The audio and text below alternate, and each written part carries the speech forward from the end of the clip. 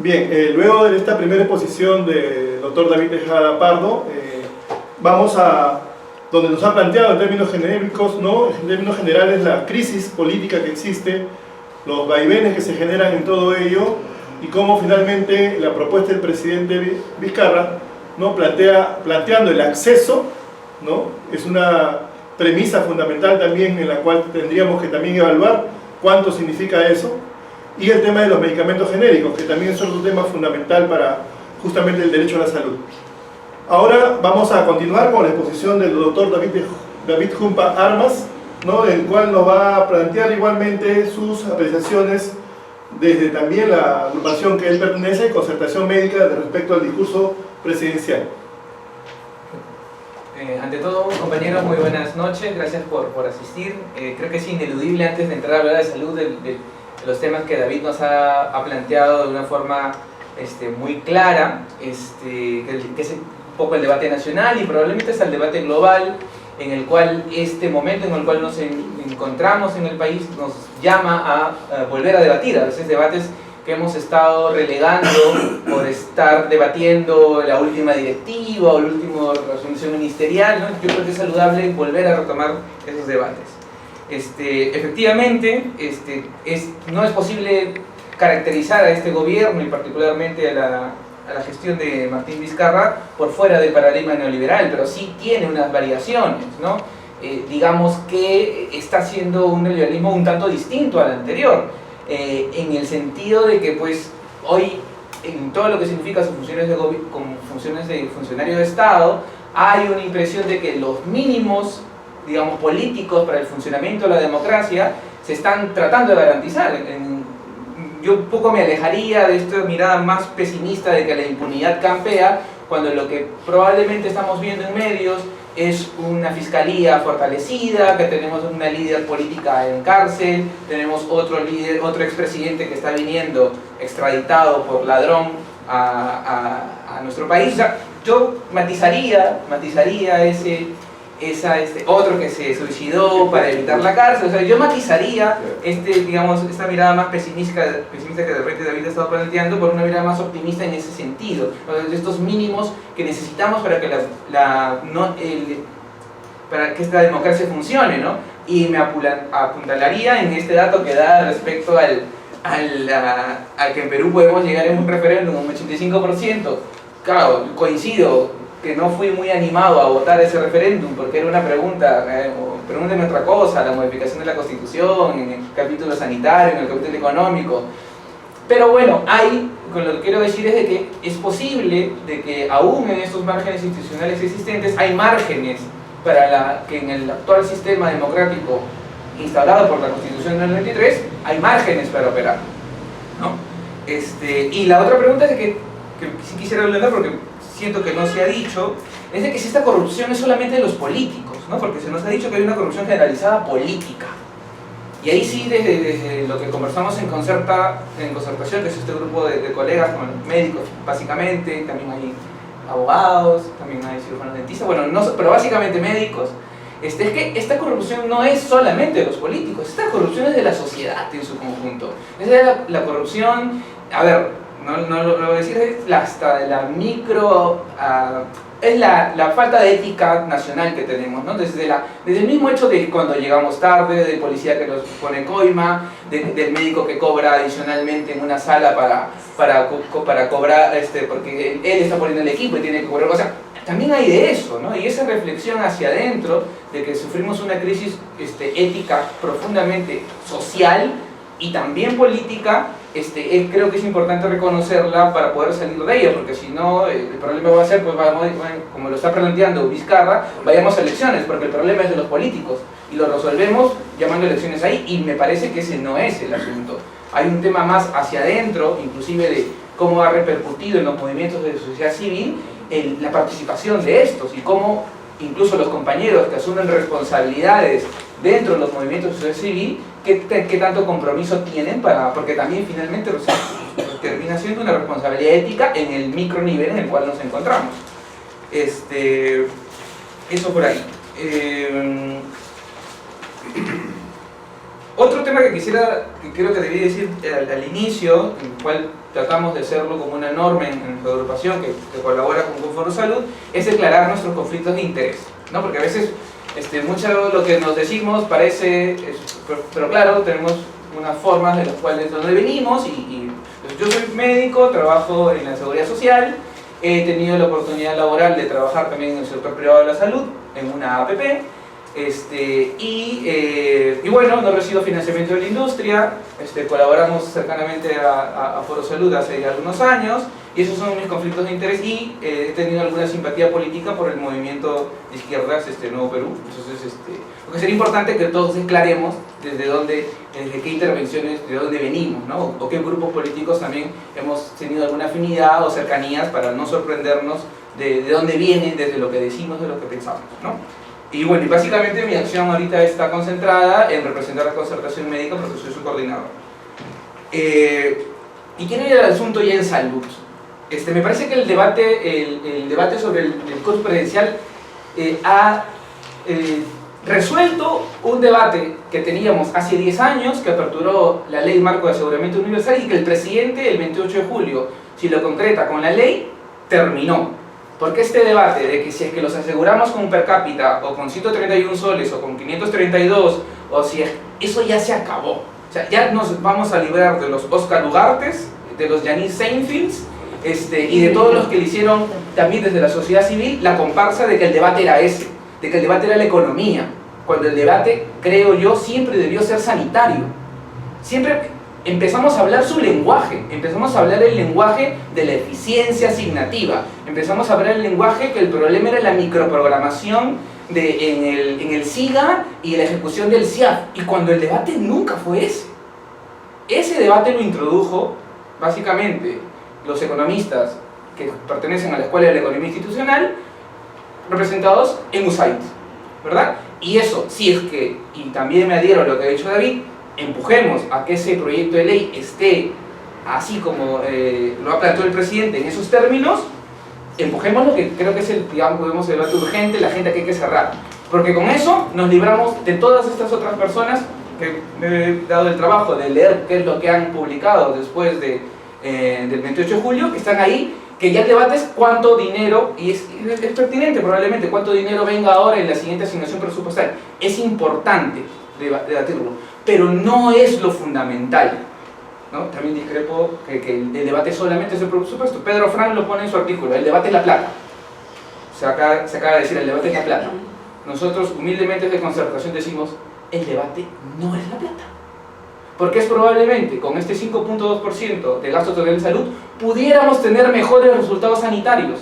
Si es que tenemos un modelo de cuidados y no de atención, que descanse básicamente en un primer nivel potente, no medicalizado, qué bueno que esté aquí Zoila, básicamente en un perfil como el que representan los profesionales de enfermería, pudiéramos ser, con ese 5.2% del gasto, ser mucho más efectivos en términos sanitarios de lo que hoy somos con ese 5.2% con un modelo hospitalocéntrico, centrado en los médicos, centrado en la medicalización también, ¿no? Entonces, ¿por qué? Porque si el debate es el financiamiento, porque si el debate es la plata, si son 700 millones o 1.200 millones, claro, eso lo dice Ugarte y Seinfeld porque quieren que esa plata no vaya a la prestación pública, quieren que esa plata vaya a las APPs, ¿no? Y entonces hay compañeros que dicen, no, el debate es la plata. Correcto, el debate puede ser la plata, pero para financiar otro modelo prestacional, como poníamos en alguna slide, en alguna oportunidad, no le podemos seguir echando plata al viejo modelo de hacer salud, al Volkswagen del 78, que es nuestro modelo de prestación, ¿no? Con los médicos que se creen los dueños de los hospitales, y soy médico y tengo conocimiento pleno de haber estado trabajando en la gestión de operaciones de un hospital para saber decirles que es así, que esa cama es de ellos y nadie más puede usarla, que ese problema no se resuelve con más plata, pues. Ese problema no se resuelve con 700 millones o con 1.200 millones. Y ese debate no lo estamos dando, no lo ha dado USAID, no voy a esperar que salga del colegio médico y esperamos que sí salga desde la sociedad civil de aquí, ¿verdad? Bueno, es un poco lo que voy a tratar de justificar en estos slides. Siguiente, por favor.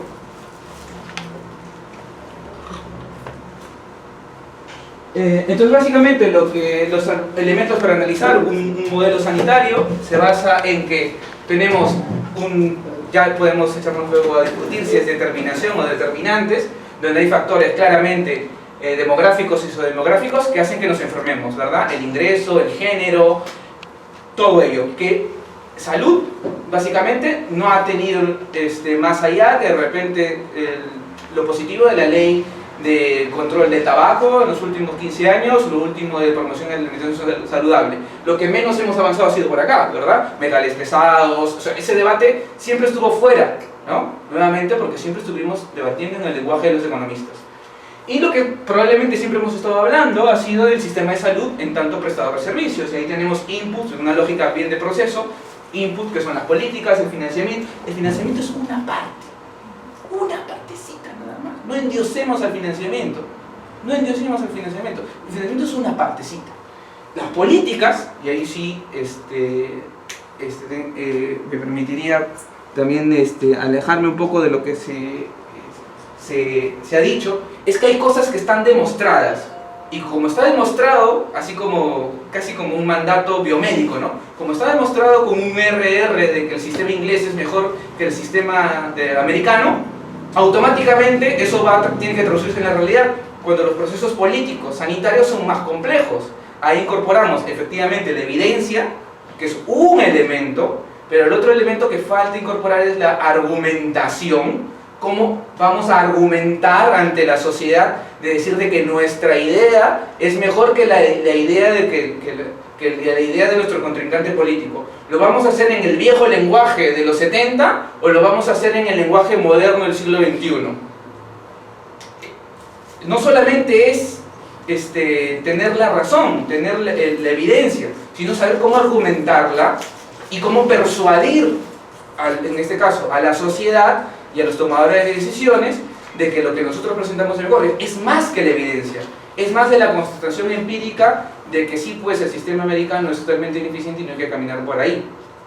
Es más que eso, ¿no? La formulación de políticas no solamente se basan en evidencia, sino en otros dos elementos. Entonces, básicamente es esto, ¿no? Siguiente, por favor.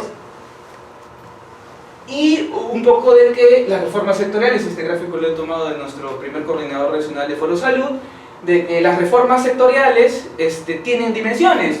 Y nosotros, básicamente, en salud, lo que hemos decidido reformar ha sido esto, acá. Y hemos estado peleando acá. Hemos estado peleando en el nivel de las políticas financieras, que es básicamente el aseguramiento, el SIS, que si integramos el seguro materno y el escolar, y ahí ha ido el debate. El debate nunca fue aquí. El debate no fue programático. El debate no fue decirle, oigan, de todo lo que se hace en salud todos los días, el 70% no se debe hacer. O sea, esto de que le pedimos radiografías seriadas o exámenes de laboratorio sin sentido, ese debate es programático. O sea, es el core de la salud. Nunca entramos ahí a debatir, porque siempre estuvimos debatiendo por aquí y por aquí un poquito, ¿no? Que el ROF, ¿verdad? Que el problema era si es que desaparecía o si es que el problema era de la promoción de la salud, no era el delivery de la promoción de la salud, sino el problema era si era dirección general o era dirección ejecutiva. ¿Ese es el problema de la promoción de la salud? El problema de la prestación es que si hay dirección general de operaciones o hay viceministerio de prestaciones, ¿ese es el problema? El problema es administrativo, ¿no? Es importante, sí, pero ¿es realmente el tuétano del asunto? Siguiente, por favor. Y un poco ver, esto es una gráfica de cómo se ha comportado un elemento que se usa en salud pública que es la carga de enfermedad, que es cómo un país, y esto es para Perú, cómo un país acumula los daños que tiene su población, y aquí está por grupo etario. Ahorita vamos a ver la tabla. Básicamente en los 90 la carga de enfermedad estaba acá, 0,6 días, 107 días, o sea, básicamente en los menores, de los niños, ¿no? Y es por eso que tuvimos programas potentes de inmunizaciones, tuvimos la IEPI, y en los 90 nos pasamos haciendo eso, ¿verdad? Extendiendo la prestación básicamente en IRAS y EDAS, porque la carga estaba aquí, y en salud materna, ¿verdad? en muerte materna. Y tenía lógica hacer eso, porque la carga estaba ahí. Pero miren dónde está la carga de enfermedad ahora en el 2016. Son datos del Health Metrics and Evaluation de la Universidad de Washington. ¿Dónde está la carga? La carga se ha desplazado de la carga de enfermedad. La carga de enfermedad está aquí. Y si alguien va al centro de salud de Miraflores, va a encontrar lo mismo que había en los 90. Una cartilla de cómo prevenir la ira y la EDA, y medicamentos para ira y EDA, y un médico preparado para ira y EDA. Y si va un abuelito hipertenso, diabético, con disfunción sexual, no tiene ningún manejo adecuado para su carga de enfermedad. Es decir, el modelo de prestación que tenemos hoy en Miraflores, no estoy hablando ya ni de Apurima, de Loreto, el modelo de prestación para las necesidades de nuestra gente, de todos, ¿no? Está desfasado. Está desfasado, ¿no? Entonces, porque no cambió la evaluación. En estos 10 años nos pasamos debatiendo ¿cuánto más plata falta? ¿Cuánto más plata para la infraestructura? Y nunca nos pusimos a debatir, oye, ¿y cómo debemos organizar el ingreso de los pacientes diabéticos al sistema de salud? ¿Y cómo van fluyendo? Deben irse, y es de locura, o sea, pero me pueden constatarlo con algunos ejemplos. El diabético del MINSA, para acceder a insulina NPH, tiene que ir al hospital. O sea, enviamos una referencia del primer nivel de salud al Loaiza para entregarle insulina NPH, que se le puede dar en el centro de salud. ¿Por qué? Porque los endocrinólogos dicen que solamente la insulina NPH la puede hacer el endocrinólogo, ¿verdad? Y es un tema corporativo de los médicos, cual formo parte de esa corporación, que tienen ahí este tema, ¿no? Y nadie más puede trombolizar en ambulancias porque los cardiólogos se han irrogado que los únicos en el país que pueden hacer trombólisis para los infartos son ellos, y que el médico o la enfermera en la ambulancia del SAMU no lo puede hacer, y se muere la gente, ¿no? Entonces ese debate no lo hemos tenido. Siguiente. Esto es lo mismo pero con números. Digamos, había básicamente 3 millones de años perdidos en el primer año de vida de la gente en 1990, y miren dónde luego está esa carga, está aquí. Son 9 millones de años de vida perdidos, ajustados por calidad, en el 2016 para los mayores de 30 y 60 años. Y los servicios no están para esta gente. Los servicios no están a los que trabajan, ¿no? Porque el puesto de salud cierra a las 6 de la tarde, cuando todos terminamos de trabajar.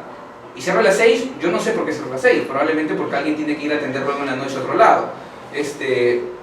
Pero no por otra cosa, no hay una razón científica, digamos, para que los servicios cierren a las 6 de la tarde, ¿verdad? Probablemente sea una negociación entre el Estado y la corporación, en el cual el ciudadano está, bueno, cierre por las 6. Mira la botica, pues, ¿no? 6 y 1, se va a la botica, gasto de bolsillo, no me van a dar el genérico, me van a dar el de marca. Entonces, el problema no solamente es político tampoco, entonces. El problema también es de gestión.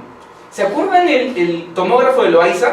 Cuando se cayó el bus del Cerro San Cristóbal y tuvimos que trasladar a los pacientes a Loaiza, y oh, maravilla, no había tomógrafo en el hospital Loaiza, ¿se acuerdan? Eso fue el 2016. Bueno, la ministra dijo, vamos a dar 3 millones de soles para el tomógrafo de Loaiza. Y dio 5. En realidad dio de 3 que prometió, dio 5. ¿Saben qué ha pasado con ese tomógrafo? ¿En el Loaiza? ¡No existe! La plata está ahí. El proceso de selección se cayó 2 veces. ¿El problema era la política? No, la ministra dijo, verbo de ministro, voy a dar plata para el tomógrafo. Financiamiento, di la plata, 5 millones en la cuenta bancaria de Loaiza. Y no está el tomógrafo. O sea, ¿el problema es solo la política? ¿El problema es solo el financiamiento? ¿O también hay algo en la gestión? ¿No es un síntoma que los directores no se hayan concursado hace 10 años? Y que el problema de los médicos sea de que ¿por qué una enfermera va a ser directora de establecimiento? Está la plata, la política, el financiamiento, pero no hay gestión. O sea, no es solo la política, no es solo el financiamiento, también probablemente hay elementos de gestión que hagan de que el derecho a la salud no se haga patente. Siguiente, por favor. Y esto es la constatación del fracaso del aseguramiento. Pedro Afrán lo ha puesto en su artículo en Huayca, Juan Arroyo en el documento de IDL, que es el retroceso público. Miren cuánta gente se atendía, este es el porcentaje de la demanda de atenciones efectivas que se daban, según ENAO, en el 2004-2017. Miren, en Lima nada más vamos a analizar, ¿ya? Rapidito. El MINSA atendía el 19% de las atenciones de Lima, el 2004. Miren cuánto atiende el 2017, 10. Esto es porcentualmente. Claro, hay más atenciones, pero cada vez somos más chiquitos de la torta. Miren en salud, de 10, mantuvo a 10. Es población cautiva, ¿no? Uno va al INCOR, al Revaliat y permanece ahí. Miren las Fuerzas Armadas, para Lima nada más, de 1.5 a 0.8. La mitad cayó. Miren los particulares, 7.9, 16. Duplicó la demanda efectiva según ENAO. Eso es lo que le preguntan a la gente, ¿eh? Esto no es que dato MINSA ni dato de salud, es una encuesta que se va a la casa de una persona y le preguntan ¿dónde te atendiste? En los últimos 3 meses. Paso de 3 meses. Y miren qué pasó con las farmacias y boticas. 8.3 de las atenciones médicas se daban en las farmacias y boticas en 2004, y miren a dónde pasó el 2017. El 22. La gente va a buscar su forma de solucionar la salud. Si el gobierno y los médicos no se ponen de acuerdo, va a ir a la botica. Si es que no amplían la prestación y, y cierran la consulta a las 6 y nos tratan mal, y no nos miran a la cara cuando nos entienden, nos vamos a ir a la botica. Y nos seguiremos yendo a la botica en tanto haya una pésima prestación y modelo organizacional de servicios. Y esto incluso probablemente, como digo, al margen de la política y al margen del financiamiento, ¿no? Siguiente, por favor. Esto es básicamente una gráfica que trata de mostrar de que efectivamente el presupuesto de MINSA y gobiernos regionales se incrementó desde el 2009 de 6.000 millones, 6.400 millones de soles, hacia más o menos unos 15.000.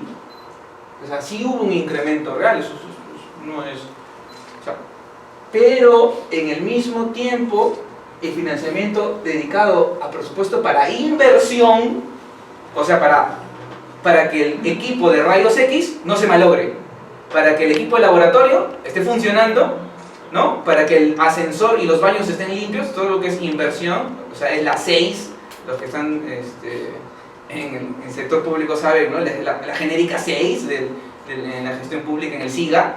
Miren cómo fue, del 15 al 12. Venga más gente al aseguramiento, vamos a dar más plata al SIS.